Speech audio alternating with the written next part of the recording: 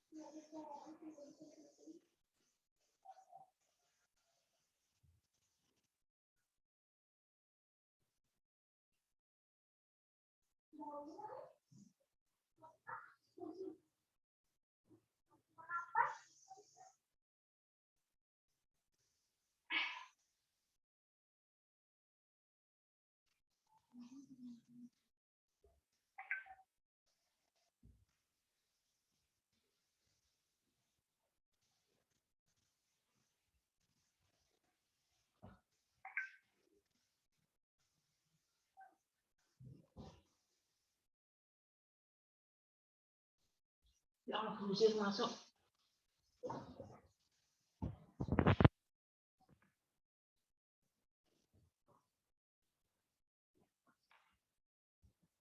Kusir masuk.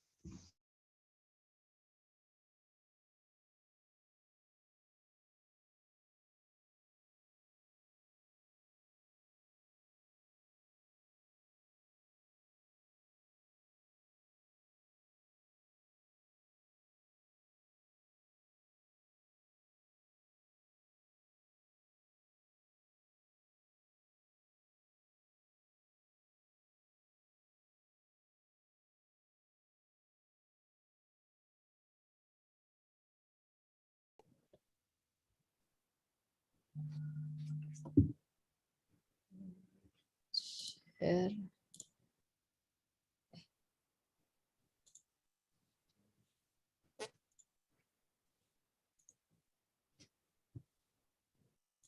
Sudah kelihatan ya Pak ya? Sudah Bu. Udah ya.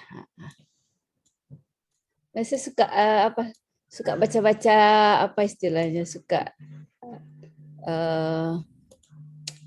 apa istilahnya berbagi gitu ya, suka juga membaca apa yang dibuat orang terkait penelitian-penelitian yang berkaitan dengan proses pembelajaran di perguruan tinggi dengan konsep blended learning seperti ini. Bapak Ibu di sana sudah mulai ini ya, sudah mulai apa istilahnya offline ya kuliahnya ya? Iya Bu, sebagian kami offline sudah. Offline ya? Oke. Oke, kalau kami baru setelah UTS kayaknya yang Iya, kami sedang muka terbatas tapi Oke. tidak sampai seperti biasanya. Oh Jadi iya sama. dipotong waktunya seperti itu. Oh, waktunya yang dipotong ya. Kalau kami enggak, orangnya yang dipotong. Salah, pesertanya. Bukan orang. Pesertanya yang dipotong. Jadi jumlahnya dipotong itu. Jadi hanya 50% dari kapasitas ruangan itu online offline, kemudian sisanya online gitu, Pak. Jadi gantian gitu. Digantian. Tapi nggak tahu juga ini karena belum melaksanakan, kita belum tahu nih kendala-kendalanya apa aja gitu ya. Jadi yang penting prokes ketat Bu. Kami juga ya ketat. benar-benar. Saya juga nanti mungkin dalam pelaksanaan. Kebetulan angkatan 2020 didahulukan untuk mengikuti perkuliahan hybrid ini gitu ya. Jadi memang agak ini sedikit agak diatur gitu karena yang kelas online tetap gitu ya, yang angkatan-angkatan yang lain, angkatan 1, 3 dan 4. Nah, itu semuanya online. Kecuali angkatan 2020 sama yang tugas akhir gitu. Itu memang disarankan ke kampus. Nah, cuman yang ke kampus pun hanya separuh gitu ya. Separuhnya di rumah, separuh gantian gitu. Minggu ini separuh online, separuh offline. Nah, minggu depan kelas yang separuh lagi gantian gitu. Jadi nggak tahu lah seperti apa, jangan-jangan amburadul. Terus kita juga nggak tahu ini. Ya, Bu, ya namanya juga dicoba ya Pak ya, namanya juga usaha gitu ya. Jadi nanti dicoba aja gitu. Gimana ininya? Iya, betul. Oke. Saya tertarik ini Bapak Ibu di UBI memanfaatkan berapa banyak media media yang ada ya, baik itu media sosmed gitu ya maupun media formal lainnya untuk pembelajaran Bapak Ibu. Kalau saya sih untuk pembelajaran menggunakan Classroom, Google Classroom. Oke. Grup dengan YouTube sih Bu, karena materinya yang saya mau iya. itu yang nggak sanggup untuk membuat itu ya nggak cukup bagus, saya menggunakan YouTube sih. Oke. Jadi Bapak punya channel YouTube sendiri berarti atau gimana? Punya Bu. Punya, Sebagian ya. mata kuliah saya rekam Heeh. dan saya upload di YouTube. Nanti mahasiswa yang terkendala sinyal atau belum bisa hadir Heeh. bisa nonton di YouTube. Oke. Berarti interaksinya di situ ya Pak ya. YouTube, kemudian WhatsApp grup ya, sama Google Classroom. Oke. Baik, nah itu secara apa istilahnya? Itu dosen boleh memilih di mana channel atau platform yang akan mereka pakai begitu ya Pak ya? Bebas Bu. Bebas ya. Nah, kalau itu kan mungkin sifatnya lebih banyak asinkronus ya Pak ya. Kalau yang sinkronus biasanya gimana Pak? Zoom atau Google Meet sih. Oh, oke. Berarti kampus menyediakan akun Zoom untuk semua dosen atau gimana Pak? Enggak Bu, ya Zoom-nya kalau Google Meet kan yang paling banyak mungkin rekan-rekan yang pakai Google Meet yang gratis. Iya, Google Meet. Oh, berarti Zoom mungkin untuk yang lebih official ya. Official ya. Kalau yang komentarnya mahasiswa itu katanya ketika menggunakan Zoom sering keluar sendiri gitu, sering errornya katanya gitu. Dan gitu. Boros paket data. Berarti mereka lebih suka Google Meet begitu ya? Iya. Oke. Baik, kalau untuk pengelolaan kelasnya sendiri, materialnya lewat mana Pak biasanya?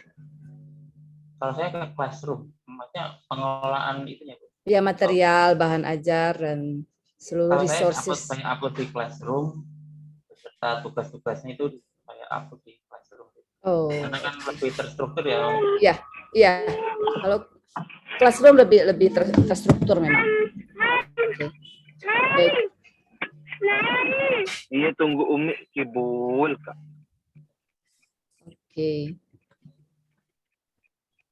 Oke. Nah, ini tren dan karakteristik pembelajaran generasi Z ini gitu ya Pak ya. Generasi ini menarik juga quotes-nya. Jadi saya juga kaget juga pertama melihat ini ya. Jika mahasiswa sulit belajar dengan cara dosen mengajar, mengapa tidak dosen mengajar dengan cara mahasiswa belajar? Nah, ini kan ini paradigma yang mungkin sulit bagi dosen-dosen senior kita. Ini kayaknya sulit ini untuk diterima ya Pak ya. Iya, betul Bu. Aduh. Ya nggak Pak ya. Jadi saya nggak tahu kok baca ini saya tersentak juga begitu ya. Gimana kita ya, mungkin saya termasuk yang dekat dengan mahasiswa, artinya saya termasuk yang adaptable ya, bisa beradaptasi gitu ya. Tapi membaca ini aja juga saya kaget gitu ya. Aduh, mengapa bukan saya yang mengajar dengan cara belajar mahasiswa? Kaget juga, aduh, gimana caranya ya gitu. Gimana caranya ini gitu ya. Nah, jadi mungkin ini kita perlu sharing ya. Mungkin Bapak Ibu yang di sana, gimana sih karakteristik mahasiswanya? Saya juga masih baru belajar ini, menemukan ini cara kita mengetahui cara belajar mahasiswa itu kayak apa ya? Cara belajar mahasiswa. Gimana kira-kira Pak Dekan, Pak Lukman? Gimana cara kita mengetahui cara belajar mahasiswa sehingga kita yang mengikuti gaya mahasiswa belajar gitu ya? Kalau saya sih yang jelas harus kita berikan survei terlebih dahulu. Seperti kuesioner yang kemarin Ibu Lucy sebarkan itu. Jadi kalau saya sih lihat kebiasaannya mahasiswa. Kalau mahasiswa zaman sekarang itu ya seperti yang angkatan baru ya Bu. Iya. Itu lebih suka seperti TikTok atau YouTube.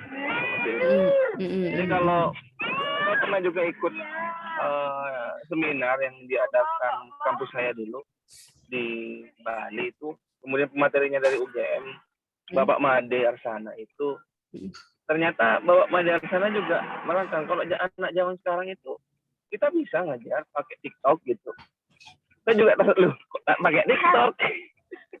Tapi ternyata mahasiswa lebih senang seperti itu, yang singkat-singkat kadang-kadang. Jadi kalau kita ngobrol lama-lama bla bla bla itu ya bikin mereka ngantuk gitu. Iya. mereka instan ya Pak ya, suka yang instan ya, maksudnya singkat, kemudian poinnya apa begitu, tapi nggak lama-lama, dan kalau bisa audio visual gitu ya, jangan betul, teks, betul. jangan hanya dua dimensi begitu ya. Nah ini kan, saya aja gitu ya, yang lumayan dekat sama ini, agak sulit sebenarnya mengikuti pola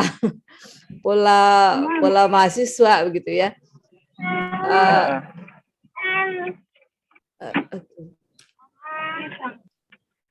Ya, gimana berarti apakah kita akan mengubah pola-pola atau bahan-bahan ajar kita menjadi bahan ajar yang instan begitu? Gimana menurut Bapak? Karena memang mahasiswa ini sukanya yang audiovisual, yang kecil, apa istilahnya, singkat-singkat gitu kan, yang mudah dilihat gitu. Dan, nah, jadi silakan Pak. Kalau menurut saya kita sesuaikan dengan kebutuhan mahasiswa. Ya, kita usahakan sebagaimana apa yang dari tujuan perkuliahan kita itu harus tercapai dengan cara mengikuti kemauan mahasiswa. Kalau kita juga langsung normatif sesuai dengan keinginan kita, ikut gaya belajar kita, belum tentu itu juga akan diterima oleh mahasiswa. Mungkin pendapat teman-teman yang lain berbeda. Gimana nih menurut Bapak Ibu yang lain? Ibu Meli barangkali ada masukan. Jadi saya semalam kan ada UTS ya. Memang UTS itu saya agak berbeda polanya. Saya nggak model tes gitu UTS-nya, tapi interview gitu Pak. Jadi memang saya interview satu persatu terkait karena ada project ya, ada project based learning. Kemudian per kelompok itu kita masukin ke room UTS begitu ya, kurang lebih karena masih daring, room UTS. Kemudian kita tanyain satu-satu terkait konsep mereka terhadap project. Ternyata agak sedikit mengecewakan menurut saya, karena ternyata yang dari tim kelompok itu mungkin hanya 1 atau 2 yang betul-betul bekerja gitu. Yang lain tidak gitu. Atau yang lain mungkin ngedompleng gitu ya. Atau nebeng gitu istilahnya ya. Karena kelihatan dari interview. Beda kalau misalnya kalau kita tanya misalnya menggunakan pola tes, baik itu multiple choice atau essay. Nah, sepertinya itu mereka dengan gampang bisa jawab karena dengan sekian detik bisa nyari di Google gitu ya. Nah, tapi ternyata setelah saya ingat kalau hanya untuk memanggil memori saja pasti mereka jauh lebih jago menggunakan jarinya gitu ya. Nah, tapi makanya saya pikir polanya saya ganti. Saya interview, saya tanyain satu-satu gitu ya. Dan situ ketahuan. Jadi saya juga jadinya akhirnya mau mikir gitu, kenapa mahasiswa saya tadi malam itu nggak bisa jawab gitu, padahal itu sudah mereka kerjakan beberapa minggu gitu ya, project itu, tapi mereka nggak bisa jawab gitu. Nah akhirnya saya makanya ketemu ini, saya jadi mikir gitu, dan jangan saya dan jangan saya perlu belajar, gimana mereka maunya belajar gitu ya Pak ya. Nah ini yang masih jadi pertanyaan besar bagi saya untuk mempersiapkan seperti apa lagi bahan belajar cara ajar dan bahan belajar yang pas untuk mahasiswa zaman now ini, zaman now istilahnya, zaman now gitu. Nah ini mungkin ya ini saya juga tersentak ini karena tadi malam itu yang terjadi sampai jam 10 kami baru selesai UTS. Kemudian sebelum tidur saya mikir-mikir, ini apa yang salah dari ini. Padahal sudah dibikin sedemikian rupa ya. Sedemikian rupa. Nah, memang mereka kaget juga sih karena UTS-nya tidak biasa gitu. Jadi mereka bingung. Awalnya mungkin mereka merasa model UTS-nya konvensional aja kayak yang sudah ada selama ini begitu ya. ada tes, ada multiple choice, ada esai gitu. Tapi belum pernah dilakukan UTS dengan sistem interview begitu. Walaupun saya sediakan rubriknya. Rubriknya juga udah dikasih ke mereka bahwa kalau mereka mampu sampai level ini maka itu tugas mereka. Tapi ada sebagian kelompok, kebetulan ada 4 kelompok yang saya pegang. Nah, ada sebagian kelompok yaitu anggota tim itu tidak tune in dia dengan timnya. Jadi ada ketimpangan yang sangat besar. Padahal tujuannya membentuk tim itu agar mereka bisa berbagi, begitu ya. Yang kuat kemampuannya bisa berbagi kepada yang lemah, sehingga tim itu menjadi kuat. Ada yang jagonya berbicara dan jagonya writing, menulis, gitu ya. Nah ternyata saya temukan beberapa mahasiswa bahkan tidak ini sama sekali, gitu ya, tidak engage gitu, tidak attach dia dengan teman-temannya di dalam tim tersebut. Nah, ini juga jadi catatan buat saya gitu ya. Nah, makanya tadi mau dengan cara bagaimana kalau dulu mungkin kita sebagai sumber ilmu, sekarang saya sudah berubah ya sebagai penghubung, sebagai linkers antara mereka dengan sumber informasi. Tapi ternyata belum cukup gitu ya. Nah, ini masih mau belajar lagi nih. Apa yang perlu diperbaiki gitu. Jadi oke. Ya, padahal sudah berbagai teknologi informasi sudah kita pakai ya.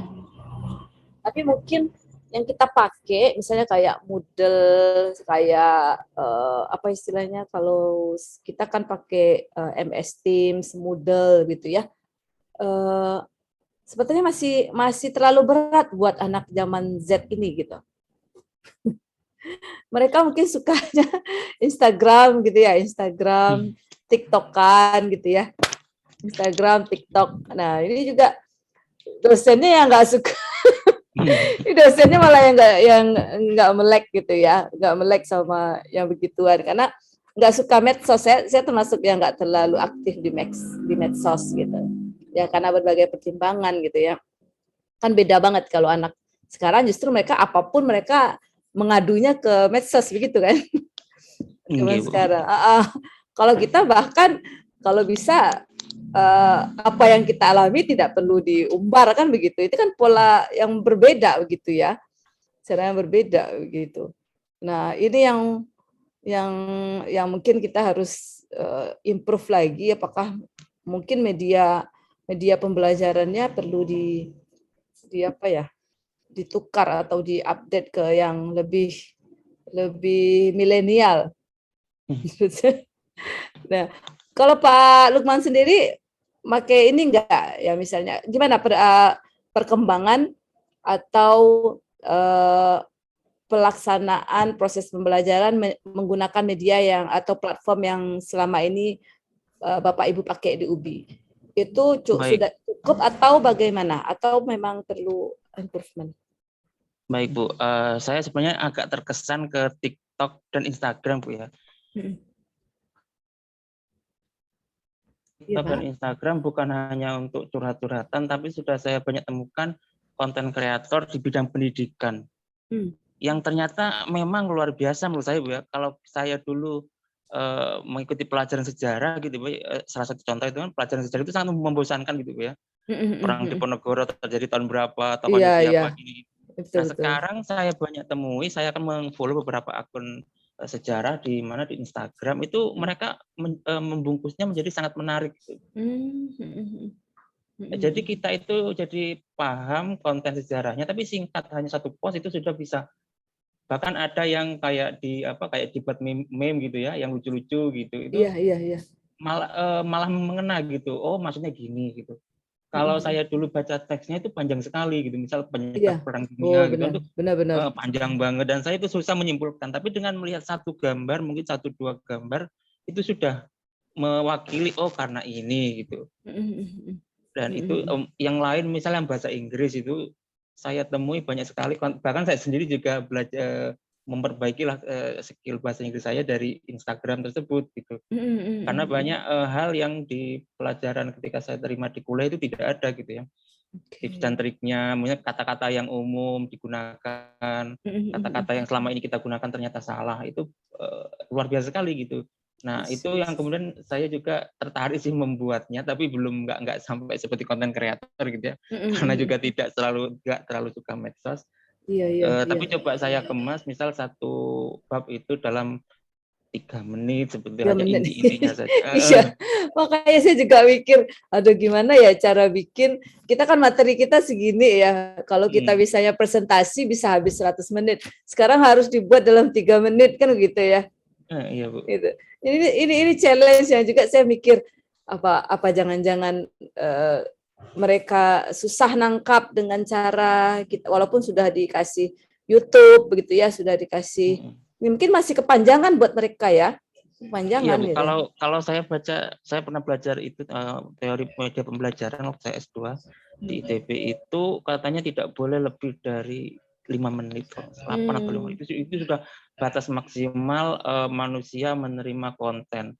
Lebih dari itu daya serapnya akan turun. Berkurang ya. Karena itu mungkin saya coba saya pecah-pecah menjadi bagian-bagian kecil. Nah, kalau kita lihat kan di TikTok itu banyak konten-konten itu bagian-bagian kecil gitu. Kecil gitu seperti itu. Oke. Iya, betul. Cuma 3 menit paling lama gitu ya. Ada yang kurang dari 3 menit malah kan gitu ya. Makanya jadi saya harus digest bahan ajar kita menjadi ya kecil-kecil seperti ini gitu ya. Ini kayaknya perlu skill tambahan kita. Kalau kita sendiri kan kita bukan konten kreator ya. Jadi memang jadi kita juga agak kesulitan untuk menerjemahkan istilahnya. Bagaimana mengelola itu dalam waktu yang sangat singkat. Berarti kan informasi itu sekomprehensif mungkin, tapi tidak bertele-tele kan begitu ya Pak ya. Tidak intinya saja begitu kan. Nah, apa kira-kira gini, dengan TikTok-kan atau Instagram itu apa bedanya dengan modul e-learning? Modul e-learning kan juga banyak, Pak. Mereka tetap lebih suka yang model yang instan dan singkat begitu ketimbang e-learning misalnya. Mungkin bahasanya nggak terlalu formal, mungkin ya ini saya hanya penerjemahan saya. Jadi bahasanya ringan, jadi mereka membaca itu seperti tidak sedang belajar gitu ya. Sedang baca posting aja gitu. Iya. Okay. Mungkin nanti bisa saya share beberapa konten TikTok orang bukan TikTok Instagram boleh. gitu. Boleh Pak. Jadi kita bisa lihat ya yang berhubungan dengan edukasi ya Pak ya. Yang saya terkesan itu yang bahasa Inggris Bu, karena dari dulu saya kan belajar bahasa Inggris itu mau kursus juga malas, saya orangnya malas ikut kursus. Iya benar. Kemudian baca di textbook itu juga panjang sekali, tapi dengan adanya konten-konten Instagram sekarang jadi simple gitu Bu. Iya. Oke. Baik. Dan saya tidak merasa sedang belajar. Kita tidak sedang diajarin gitu ya Pak ya. Iya, jadi seperti mendapat info, oh ini infonya. Seperti kita melihat berita gitu kan enggak. Kita enggak tertekan untuk harus. Iya, betul. Oke. Baik. Makasih Pak Lukman, nanti tolong di-share ya Pak ya. Oke. Baik, ini Bu Tias sudah bergabung. Selamat pagi Bu Tias. Iya. Mohon izin Bunda, selamat pagi. Selamat pagi, Pak Widi ya. Siap. Oke, apa kabar Pak Widi? Alhamdulillah sehat. Alhamdulillah sehat. Dan yang paling penting adalah kami sempat bergabung dengan Ibu Lucy.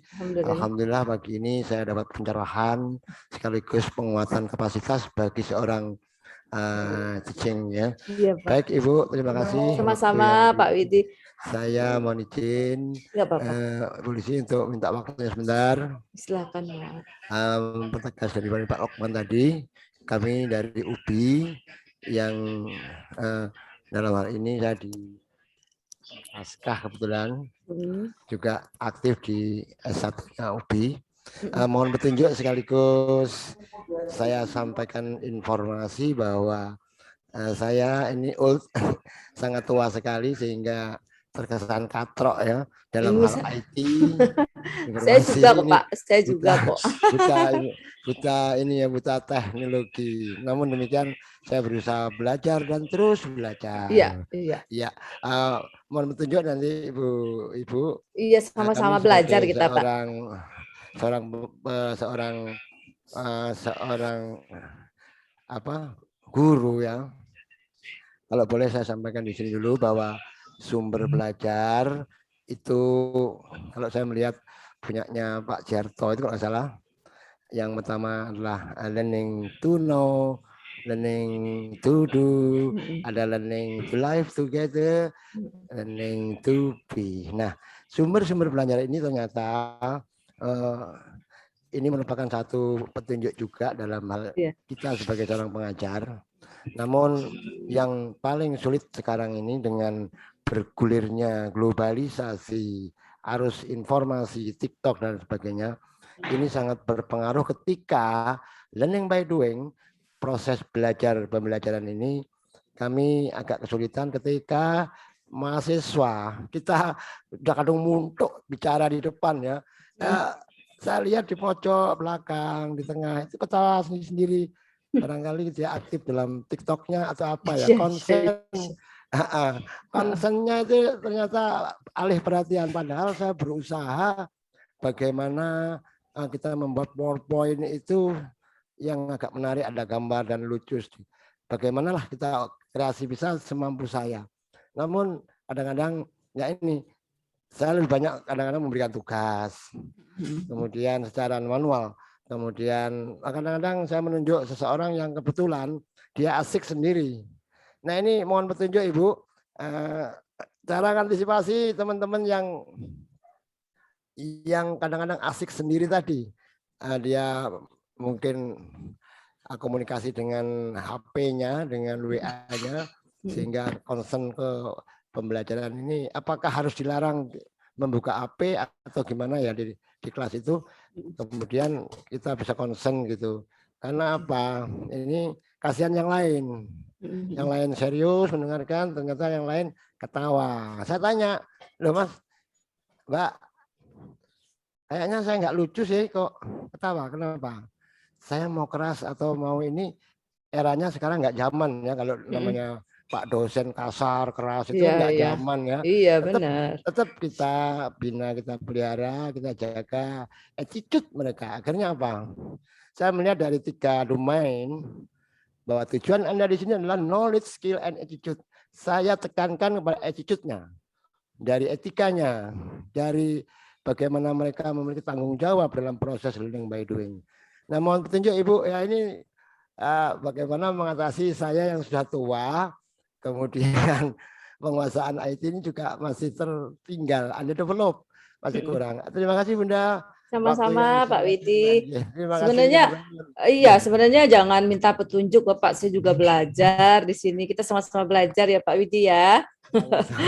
Ya, jadi memang tadi yang kita bicarakan di awal ya dengan diskusi dengan Pak Lukman juga, Pak Harun juga. Jadi memang kondisinya sekarang kita, jadi kan saya balikin, saya liatin ke sini ya Pak ya. Mungkin di sini yang kalimat yang mungkin sudah terlihat ya Pak ya. Mungkin sudah terlihat ya Pak ya. Jadi kami tadi starting pointnya di sini Bapak. Jadi saya lah ya, begitu pengalaman saya. Saya melihat kenapa mahasiswa sulit belajar dengan cara dosen mengajar gitu ya. Artinya kalau seandainya cara kita, gaya kita mengajar itu sulit untuk ditangkap oleh mahasiswa, mungkin mereka tidak suka misalnya cara kita ceramah, mungkin nggak terlalu suka kita siapin walaupun PowerPoint-nya sudah warna-warni, sudah indah begitu. Tapi ternyata bukan itu yang gaya belajarnya mahasiswa zaman now ini begitu Pak ya. Jadi sekarang filosofinya mengapa bukan kita yang mengajar dengan cara mereka maunya seperti apa begitu. Nah, jadi ini yang tadi diskusi kita di awal Pak Widi. Jadi memang di satu sisi tentu saja kita sebagai dosen itu akan keteteran ya, karena saya ini generasi X juga ini Pak, saya generasi X ini. Iya, betul. Sama kok kita Pak ya. Cuman yaitu Bapak tadi statement Bapak bilang kita selalu berusaha untuk belajar gitu ya Pak ya, belajar jadi hal baru. Jadi memang saya setuju dengan tadi yang disampaikan oleh Pak Lukman. Beliau ngintip gitu Pak, ngintip apa? Ngintipin Instagram, ngintipin TikTok begitu ya, ngintipin YouTube gitu. Tujuannya untuk apa? Untuk kita mengetahui kenapa misalnya untuk konten yang TikTok yang edukasi yang cuma 3 menit itu sangat disukai, ya bisa mengantarkan materi itu ke mahasiswa dengan cara yang ringan gitu. Iya, Tanpa ada ATM, iya, amati, tiru dan modifikasi ya, gitu. betul. Nah, jadi saya sendiri secara pribadi itu sedang mencoba juga gitu Pak, sedang mencoba sama-sama lah ya Pak ya, mencoba untuk mengenali gaya belajarnya mahasiswa gitu. Nah, ternyata dalam diskusi kita tadi generasi Z ini memang mereka sukanya yang beginian gitu Pak, yang instan-instan, yang TikTok, Facebook, Instagram, YouTube gitu ya. Jadi memang kalau kita mengajar dengan pola di mana kita dulu diajar, memang nggak laku lagi kayak yang sekarang. Begitu ya, saya merasakan sebagus apapun saya ngomong, tapi kalau udah lebih dari setengah jam ngomong, ya udah buyar itu, nggak ada yang tertinggal. Nah, jadi caranya saya lebih banyak memberikan kasus begitu Pak. Ini sebagai perbandingan saja. Jadi kasus itu kita apa istilahnya kita bikin mahasiswa ini berkelompok untuk memecahkan kasus itu, sehingga mereka mau tak mau harus berdiskusi di dalam timnya. Nah, ketika terjadi diskusi, itu gadgetnya udah bisa ditinggal itu biasanya. Nah, gitu Pak. Sudah mulai bisa dilepas gitu. Karena kalau dibiarkan mereka sendiri mojok di ujung, ya, itu akibatnya ya udah kita seolah-olah ngomong sendiri atau kita merasa kita yang ditertawakan, kan begitu ya Pak ya. Nah, ini sebagai mungkin sebagai contoh saja Pak ya. Jadi sebagai perbandingan saja bahwa ternyata memang yang diinginkan mahasiswa itu adalah bagaimana kita merubah pola mengajar kita. Mengajar kita. Saya kemarin ngadain survei ya kepada mahasiswa terkait setelah saya beri pola-pola kasus seperti itu, apa yang terasa oleh mereka begitu ya Pak ya. Jadi saya mau share sebentar hasil. Jadi kita terpaksa harus sering-sering survei gitu Bapak ya. Karena kalau kita stuck dengan katakanlah misalnya ya udah saya ngajarnya kayak gini ya mau gimana lagi begitu ya. Sebenarnya kan itu yang seharusnya tidak kita lakukan. Apalagi anak-anak zaman sekarang ini atau zaman now ini kita nggak tahu maunya mereka itu seperti apa gitu ya.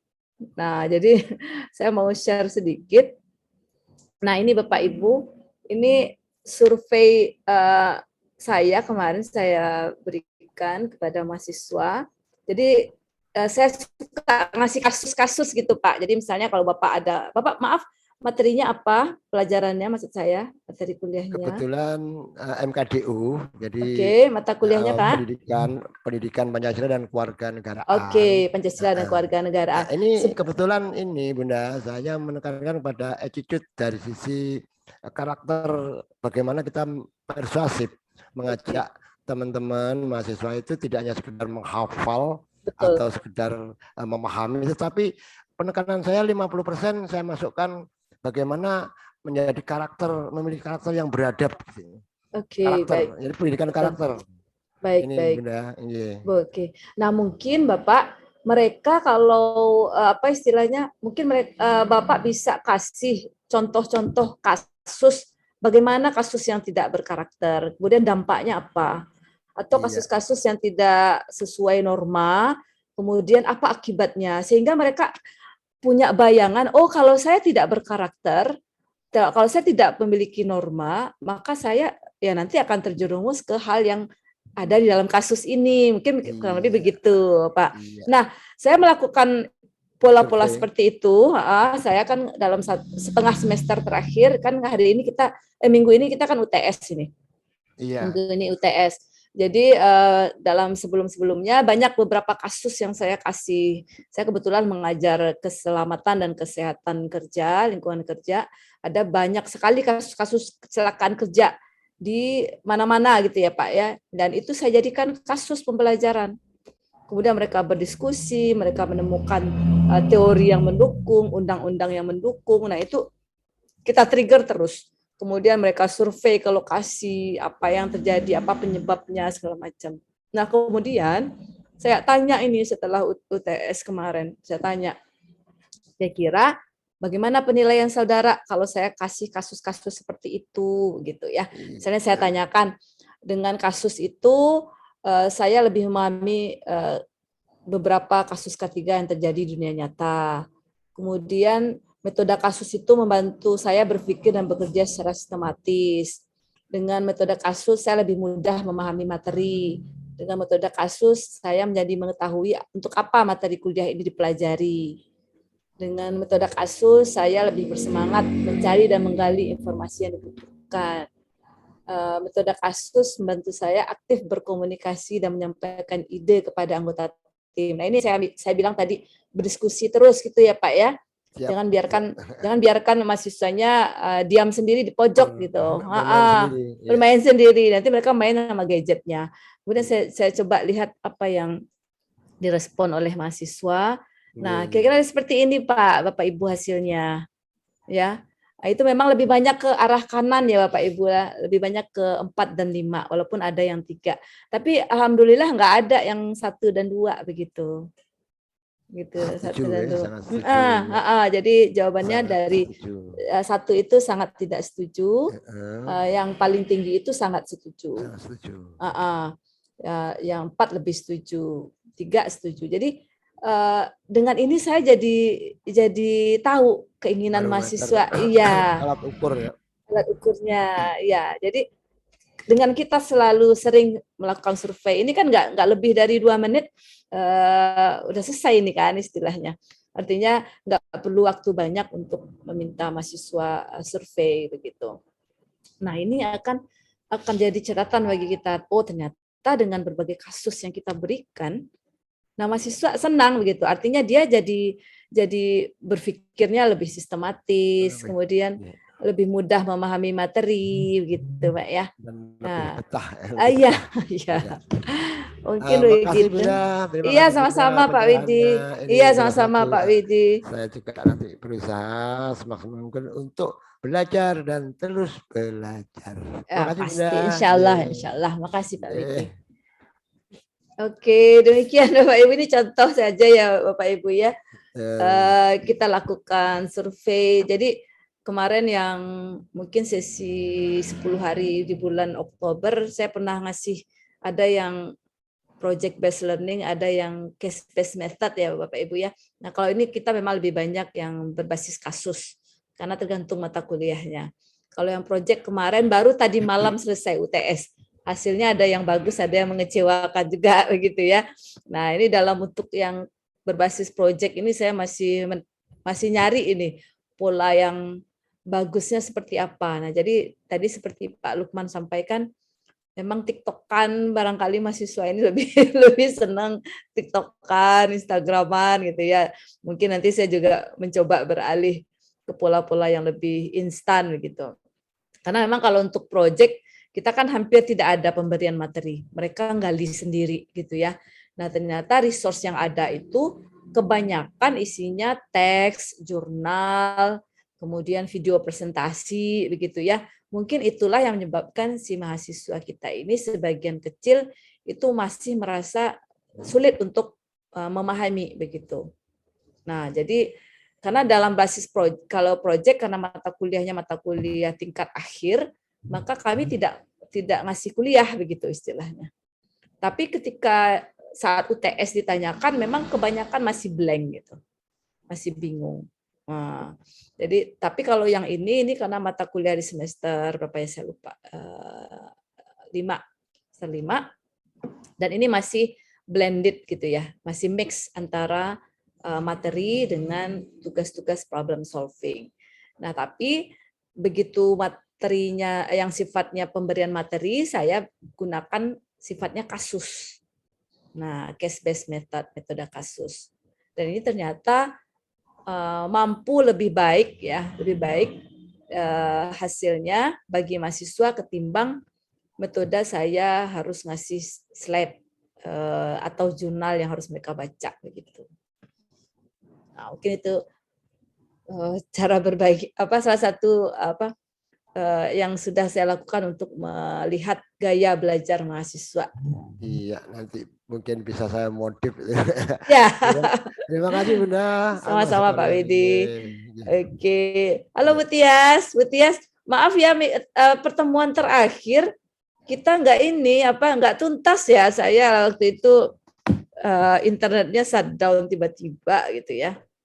Iya, tidak apa-apa Ibu. Karena kemarin waktunya juga sudah iya. Saya juga lagi mau UTS, jadi saya harus buru-buru juga gitu ya. Walaupun sudah siap sih, tinggal posting gitu ya, tapi tetap aja harus hadir. Iya. Gimana Bu Tias? Bu Tias ada mau di-share hari ini? Saya kemarin itu kan dari separuh yang saya presentasikan kemarin, dapat saran dari Bu Lucy bahwa sebenarnya dipisah saja antara materi dengan latihan. Sehingga saya mencoba untuk memisah itu. Coba. Pak Lukman minta bantuannya, saya mau share.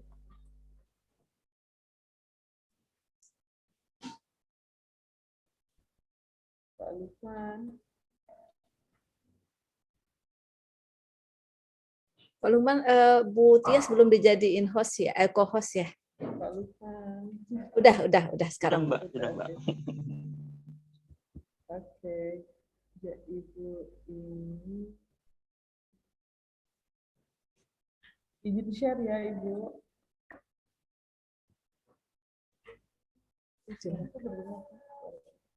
Ya Ibu, jadi ini saya akhirnya mencoba untuk memisahkan. Jadi saya mencoba untuk membuat, saya juga mengajar di FI Ibu. Jadi di pengantar sistem informasi saya mengajar. Nah, di sini saya mencoba untuk membuat modul di pertemuan Ibu. Jadi sebenarnya saya mau bikin seperti rangkuman. Jadi pertemuan satu misal mengenai pengenalan sistem operasi. Jadi saya bikin seperti ini, Bu. Dengan yang saya bayangkan adalah saya memberikan stimulus untuk anak-anak berpikir lebih banyak daripada apa yang saya kasih. Maksud saya begitu. Tapi apakah itu benar atau salah saya nggak tahu Ibu. Jadi saya mencoba untuk ini saya tunjukkan dulu pertemuan satu pengenalan sistem informasi, kurang lebih topiknya yang akan dibahas mengenai definisi sistem operasi, terus manajemen memori dan lain sebagainya. Sehingga di pertemuan berikutnya atau tugas di pertemuan kali itu adalah saya ingin anak-anak membuat makalah yang hasil pengembangan dari modul yang saya kasih gitu Bu. Misal kalau hari itu makalah ya karena saat ini saya mengajar pengantar otomatis belum ada praktikum Ibu. Jadi pengantar belum ada praktikum sehingga saya mencoba untuk saya beri sedikit poin misal manajemen prosesor seperti ini. Nah, saya ingin tugas yang kalian buat adalah pengembangan dari manajemen prosesor itu sendiri, gitu Ibu. Itu apakah termasuk modul atau tidak Ibu? Jadi manajemen prosesor ini akan dijadikan ini Bu. Maaf tadi Ibu menyampaikan tadi dijadikan modul tersendiri gitu. Enggak Ibu. Jadi misal gini. Jadi ini bayangan saya Ibu ya. Nggak tahu ini salah atau benar. Jadi saya membuat modul itu per satu pertemuan Ibu. Oh, per pertemuan. Iya, per pertemuan. Jadi topik utama saat pertemuan itu adalah pengenalan sistem operasi. Saya begitu. Iya. Di sini poin-poin yang mau dibahas mengenai pengenalan sistem operasi saya sampaikan Ibu. Misal 1.1 pengenalan sistem operasi. Nah, di dalam pengenalan ada definisi, ada manajemen memori, ada itu. Nah, maksud saya di modul ini tujuan saya adalah ini nih yang dibahas, tapi saya tunjukkan sedikit. Tolong nanti kalian membuat tugas makalah dikembangkan dari apa yang saya sampaikan di buku modul. Apakah itu termasuk modul atau buku saku atau gimana? Bahan ajar atau? Iya. Oke. Pertama, ya ini bisa dijadikan satu modul ya Ibu ya, dijadikan satu modul. Nah, pertama mungkin kalau tadi dari hasil diskusi sebelum ini, mungkin visualisasinya mungkin masih agak kurang begitu ya Bu ya. Jadi misalnya kalau sistem operasi yang kita kenal ada berapa, mungkin memungkinkan nggak misalnya yang kalau Linux tuh kayak apa yang mungkin mereka bisa lihat secara visual, karena anak-anak sekarang itu kan suka visual gitu ya Bu ya. Yang Windows seperti apa, yang Android yang mereka kenal itu kan mereka nggak di sini ya. Di modul 2, gitu. Oke.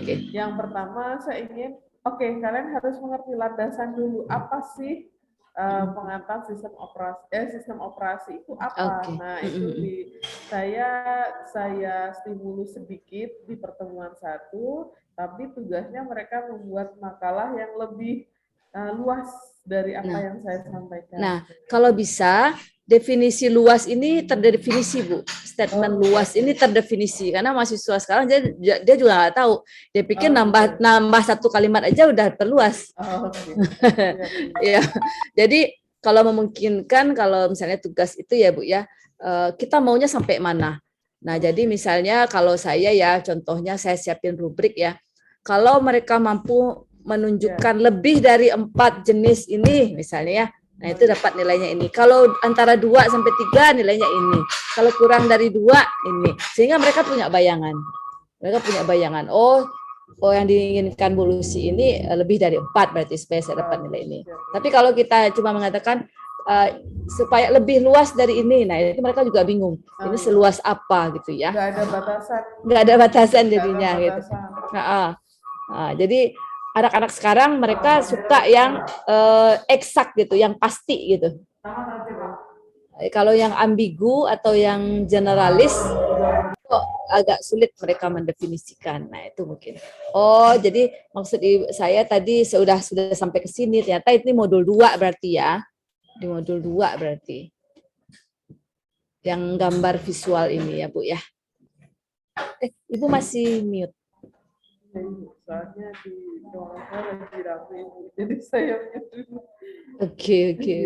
Ya Ibu, jadi itu berarti harus ada ini ya, Ibu, ini kalau saya mau ini ya mau melihat kenapa Ibu harus memisahkan. Saya nggak tahu modul 1 dan modul 2 kayaknya butuh waktu gitu ya. Anak-anak sekarang kan suka pengen tahu kalau Android itu gambarnya kayak apa sih gitu. Kenapa Ibu pisahkan begitu, pertemuan 1 dan 2? Tidak to the point gitu. Yaitu yang saya bayangkan adalah definisi dulu sistem operasi seperti apa. Gitu kan anak-anak semester 1 saat ini taunya sistem operasi itu ya Windows atau Linux dan lain sebagainya. Dalam bayangan saya adalah saya ingin di pertemuan pertama itu pengenalan dulu sistem operasi holes dari sistem informasi itu apa aja. Jadi baru di pertemuan berikutnya membahas kecil lagi begitu itu. Itu dalam bayangan saya karena materi pertama adalah pengenalan sistem operasi itu sendiri. Jadi baru di pertemuan berikutnya itu lebih detail Yang saya bayangkan itu, Ibu. Oke. Baik, mungkin kita minta tanggapan dari Bapak Ibu yang lain barangkali ya terkait ini, terkait yang draft ini. Gimana? Mungkin Pak Lukman, Pak Rahmat, Pak Widi, atau Bu Meli ada masukan barangkali terkait yang sudah dibuat oleh Bu Tias. Ini draft awal ya Bu Tias ya. Pertemuan. Ada berapa pertemuan kira-kira Bu? 9 ya? Ada 9 pertemuan kah? Iya ya, ada 9. Arti kurang lebih ada 9 Ya, Bu, modul. ada 9 pertemuan. Iya, ada. berarti kurang lebih ada 9 pertemuan. Bisa jadi kalau modul ya Bu ya, bisa jadi modul itu tidak harus per pertemuan. Bisa jadi 1 dan 2 Ibu jadikan 1 modul boleh. Ya, jadi modul itu lebih kepada satu topik yang satu topik yang bisa dibedakan dengan yang lain. Misalnya jenis sistem berbagai sistem operasi misalnya, itu kan bisa dimulai dari pengenalan dulu, kemudian masuk ke jenis-jenisnya. Nah itu bisa jadi 1 modul walaupun pertemuannya 2 misalnya. Oh iya. Jadi begitu. Oh berarti bisa saja 1 modul. Ya ini. Oh gitu Ibu. Tapi sebenarnya ya 2 pertemuan atau 3 pertemuan tidak masalah ya. Ibu? Tidak masalah ya. Jadi misalnya supaya jangan terpisah-pisah ininya kan. Kalau dia satu paket, jadi mahasiswa pun ketika membacanya masih di ini yang sama, di file yang sama kah, atau kalau dia cetak di dokumen yang sama begitu ya. Karena hubungannya sangat erat gitu. Jadi mulai dari pengenalan sistem operasi sampai ke jenis sistem operasi itu kan hubungannya sangat dekat gitu ya. Iya, kalau kita pisah justru nanti nyari lagi gitu, file baru lagi kah, modul 1, modul 2 gitu ya. Kalau dia bisa jadi 1 modul itu mungkin akan lebih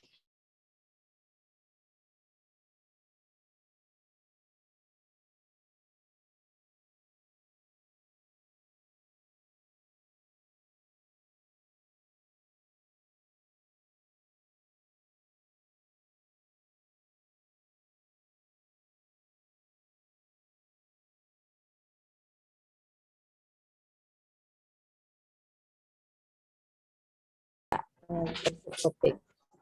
Jadi supaya ketika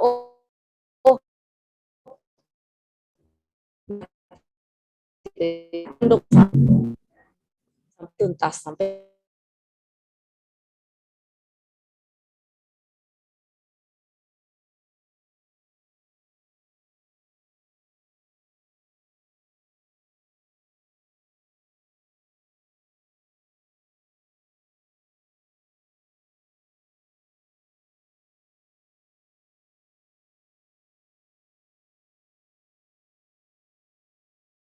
modul 1. Oke. Baik. Soalnya saya kemarin berpikiran begitu kan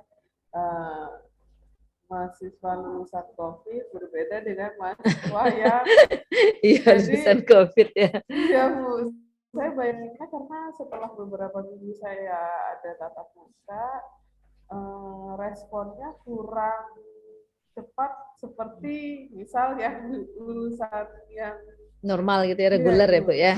Saya pernah mengajar di Balai Latihan Kerja.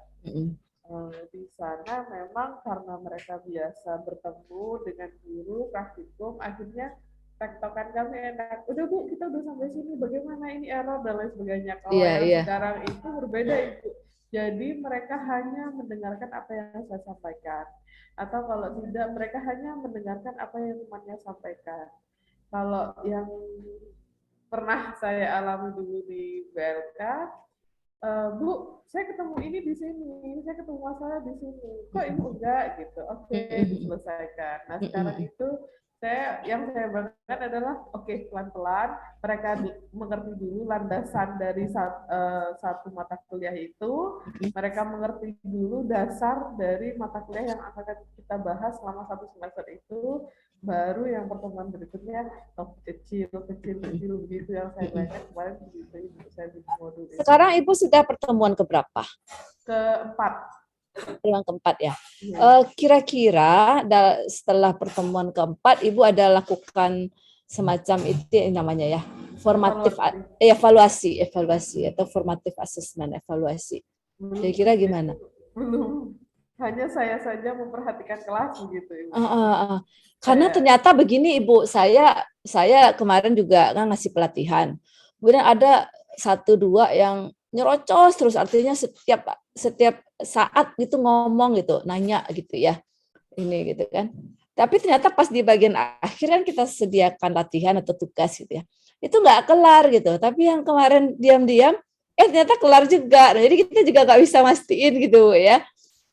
Jadi untuk itulah kita perlu lakukan survei gitu ya, asesmen secara informal gitu, bukan asesmen untuk penilaian gitu ya Bu ya, asesmen formatif saja untuk mengecek benar nggak mereka paham atau memang nggak paham sama sekali gitu. Tadi kan kita punya hipotesa, ini kayaknya anak lulusan COVID ini kok diam-diam aja gitu ya. Hipotesa awalnya begitu Ibu. Iya, itu kan apa istilahnya persepsi awal gitu ya. Nah, tapi persepsi kita perlu diuji gitu Ibu. Perlu kita lihat.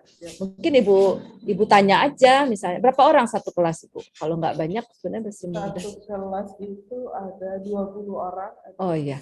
Oke. Kalau 20 mungkin nggak terlalu banyak ya. Ibu bisa langsung Ibu bisa langsung online. Maksudnya langsung verbal ya, secara oral gitu nanyanya. Iya, Misalnya makanya itu karena 20 akhirnya saya kayak bisa memperhatikan satu demi satu gitu. Iya.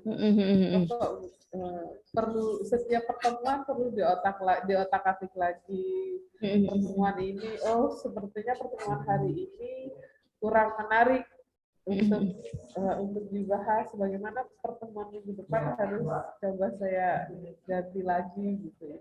Oke. Tapi mungkin tidak menarik menurut kita, tentu kita harus review apa benar tidak menarik begitu ya Bu ya. Nah, jangan-jangan mereka bisa jawab semua yang Ibu tanyakan. Mungkin mereka tipikal anak sekarang kan memang nggak suka ngomong. Dia lebih suka ngomong sama gadgetnya. Dia nggak suka ngomong sama orang. Saya ponaan saya sampai sekarang Om Devon nggak suka ketemu orang, nggak suka ketemu.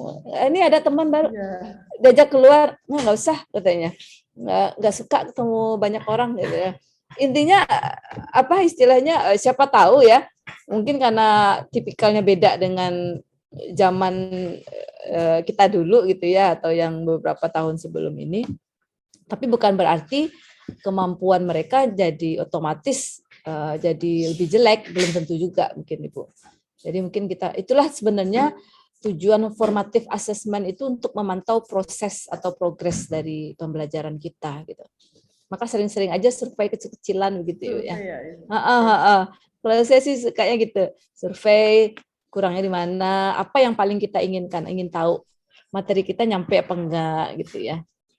Paham atau enggak gitu. Atau kasih soal latihan atau wawancara aja, kayak saya kemarin semalam itu saya interview gitu ya. Ya ada yang memuaskan, ada yang mengecewakan juga. Nah, sekarang lagi saya mikir yang mengecewakan ini saya mau apain gitu ya. Kenapa dia nggak nangkep ini saya gitu ya.